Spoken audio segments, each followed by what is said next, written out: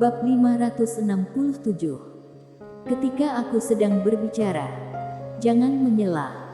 Mendengar kata-kata Lydia Tang, pemuda di samping tiba-tiba menjadi pucat. Dia hendak berbicara, namun lelaki tua di samping tiba-tiba berkata dengan dingin, "Tidak tahu malu." Pemuda menatap lelaki tua itu. "Pak, aku." Lelaki tua itu menatap pemuda dengan dingin. Kan adalah tanda kepengecutan. Pemuda tidak berani membalas. Dia hanya bisa menatap Lydia Tang yang berada tidak jauh.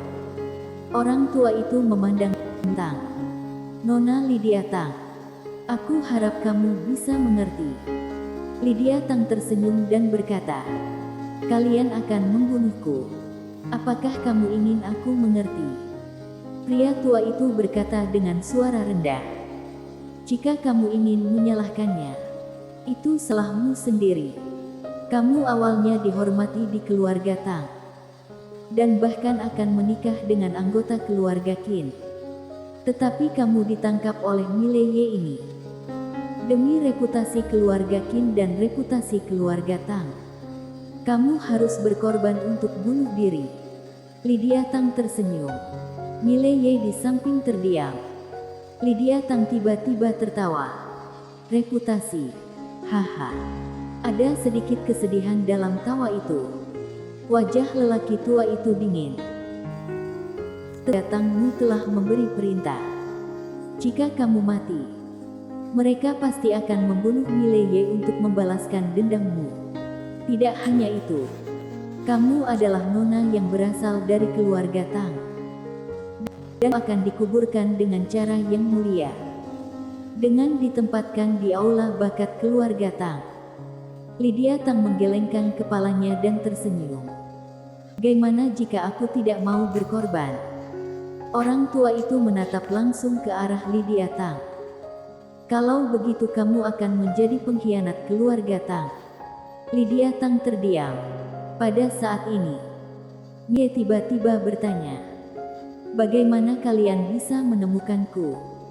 Pria tua itu menatap Mileye dengan dingin. "Apakah kamu benar-benar berpikir bahwa teknik penyembunyianmu tidak terkalahkan?" Mileye berkata sambil tersenyum. "Kamu menemukanku, tetapi kamu tidak membawa master keluarga Tang. Ada sesuatu yang tidak beres." Pria tua itu sedikit menyipitkan matanya. "Apa maksudmu?" Mileye melihat sekeliling dan tertawa. "Tidak, aku tidak bermaksud apa-apa." Orang tua itu mengabaikan Mileye, tetapi memandang Lydia Tang. "Apakah kamu sudah menentukan?" Lydia Tang berkata dengan lembut. "Adikku." Orang tua itu berkata, "Jangan khawatir. Keluarga Tang tidak akan melibatkan siapapun." Lydia Tang mengangguk. Dimengerti. Setelah itu, dia melihat ke langit, di mana ada terbenam. Lydia Tang tersenyum sedikit. "Selama bertahun-tahun, aku tidak pernah menyadari bahwa matahari terbenam ini begitu indah." Setelah itu, tangan kanannya tiba-tiba menamparkan dahinya. Tepat ketika telapak tangannya hendak menepuk dahinya, sebuah pedang tiba-tiba menghalangi tangannya. Mileye menahannya. Lydia Tang memandang Mileye, yang menggelengkan kepalanya dan tersenyum. "Nona Lydia Tang, kamu benar-benar lugu." Lydia Tang Mileye dan tidak berbicara.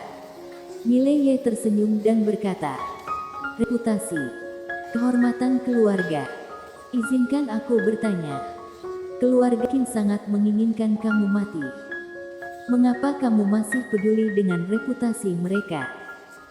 Dan keluarga Tang mengorbankanmu hanya demi sebuah reputasi. Apakah layak mati untuk keluarga seperti itu?"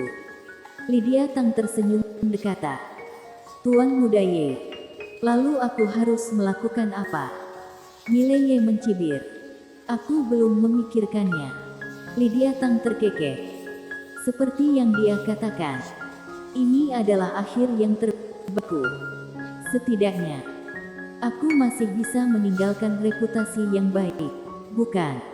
Mileye menggelengkan kepalanya. Kamu salah. Lia Tang memandang Mileye.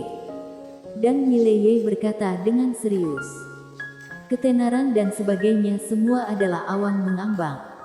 Menurut pendapatku, aku akan memperlakukan orang lain seperti bagaimana orang lain memperlakukanku. Keluarga Qin dan keluarga Tang menginginkan kematian untuk ini adalah omong kosong. Kamu tidak sepenting itu di hati mereka. Namun kamu harus memenuhi kemauan mereka. Coba pada diri sendiri. Apakah menurutmu ini sepadan? Lydia Tang memandang Mileye. Jika suatu hari, bagaimana jika lembaga seni bela diri memperlakukan adikmu seperti ini? Mileye berkata dengan suara rendah. Aku pasti akan membunuh semua orang di lembaga seni bela diri. Lydia memandang Mileye tidak berbicara. Mileye berkata lagi. Adikku bisa berjuang untuk lembaga seni bela diri.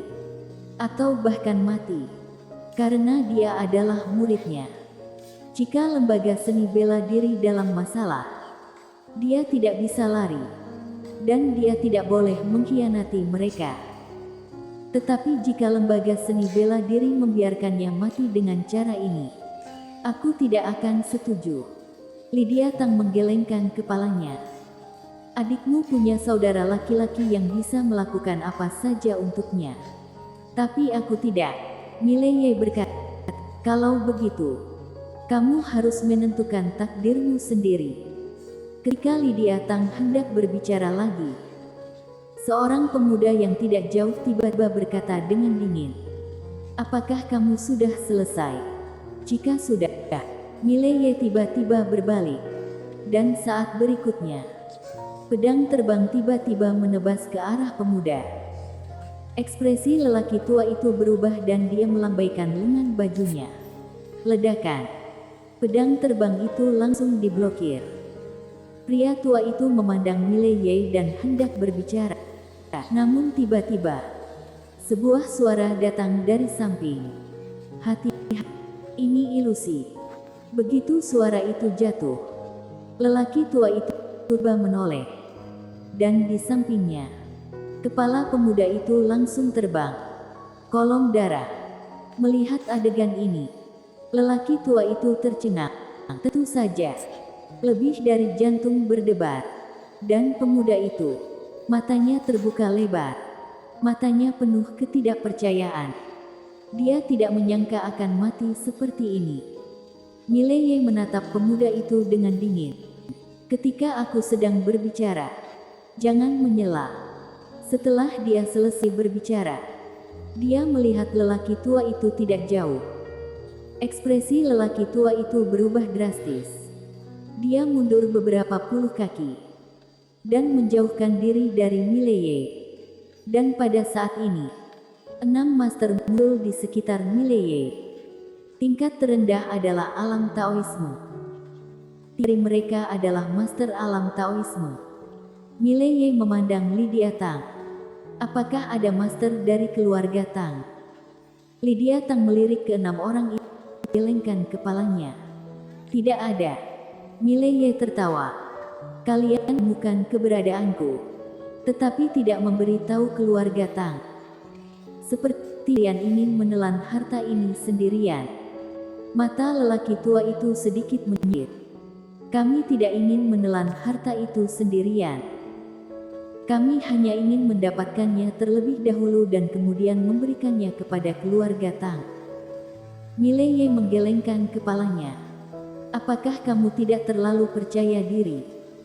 Jiwa pembunuhan terpancar di mata lelaki tua itu. Serang.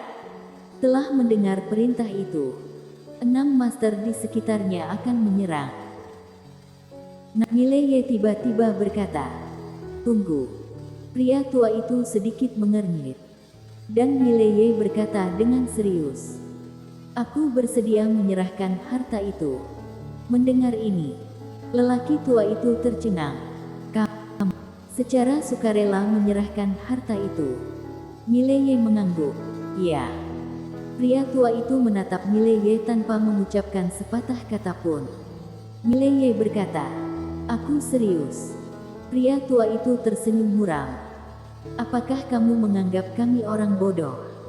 Mengatakan itu, dia keluarga Qin di sekitarnya. "Ayo serang bersama. Jangan beri dia." Mengatakan itu, ketujuh orang itu bergegas menuju Mileye secara langsung. Orang tua itu tahu betul bahwa Mileye pasti sedang bermain trik. Dan cara terbaik adalah membunuh Mileye secara langsung. Dengan cara ini, apapun trik yang dimainkan Mileye, itu tidak berguna. Melihat tujuh orang datang, ekspresi Mileye juga berubah. Dia tidak menyangka 1 lawan 7. Tentu saja dia tidak bisa mengalahkan. Berbalik untuk melihat Lydia Tang. Cepat beritahu master keluarga Tang.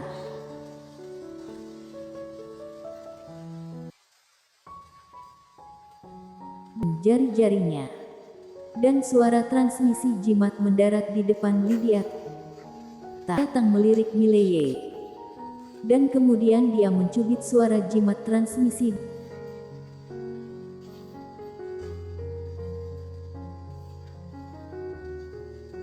Dengan melihat para master keluarga Qin dan berkata, "Mereka akan segera tiba." Master dari keluarga Qin berhenti. Ekspresi orang tua di depan sangat jelas. Dia menatap Mileye, menyeringai. "Apakah kamu pikir kamu..."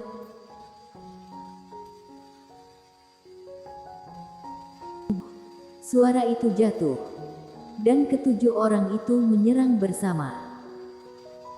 Tiba-tiba, Lydia Tang dibawa ke menara penjara alam. Saat berikutnya, dia membanting ke depan dengan pedang di kedua tangannya. Pada saat ini, dia langsung menggunakan jiwa naga dan kekuatan naga.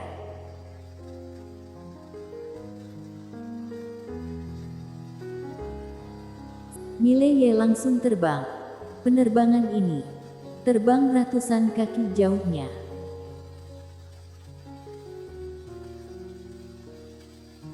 Menyerang lagi. Pada saat ini, Mileye yang memegang pedang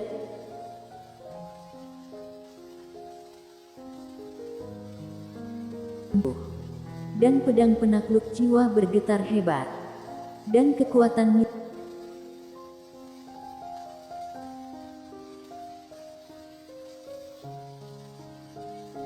mata master telah kehilangan warnanya. Jiwanya telah hilang.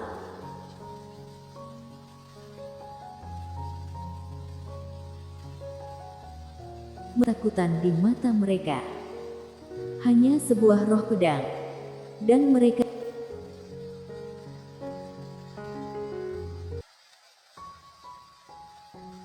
Mileye sedikit pucat. Tetapi dia berdiri tegak. Seperti pedang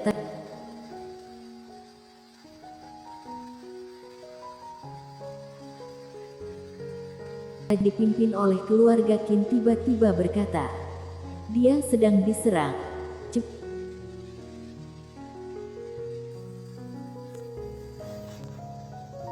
Master alam Taoisme yang tidak jauh di sebelah kanannya dengan pedang mundur.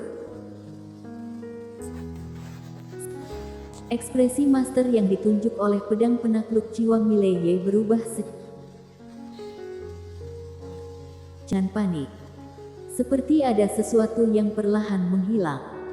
Jiwa.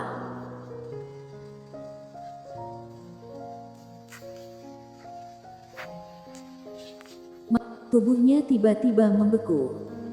Dan matanya kehilangan fokus dengan kecepatan yang ekspresi semua orang di lapangan tiba-tiba berubah. Ini adalah pembunuhan.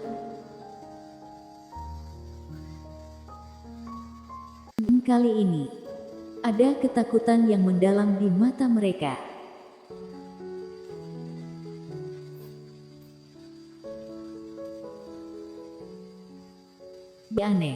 Aneh. Semua orang melihat pedang di tangan Mileye.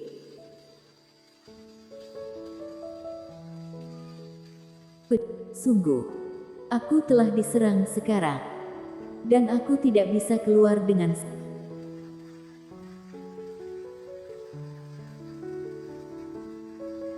Saya tua yang memimpin keluarga Qin sedikit berkedut di sudut matanya. Dia menatap Mileye. Dia tiba-tiba menatap master keluarga Qin. Dia pasti diserang. Pasti akan mati. Setelah berbicara, dia akan bergegas keluar. Kecuali dirinya sendiri. Orang tua itu tertegun, dan kemudian berkata dengan marah, "Dia kelelahan. Sekarang adalah waktu terbaik untuk membunuhnya." Semua orang saling memandang. Tepat ketika mereka ragu-ragu, Mileye yang tidak jauh tiba-tiba membuat suara, "Aduh!"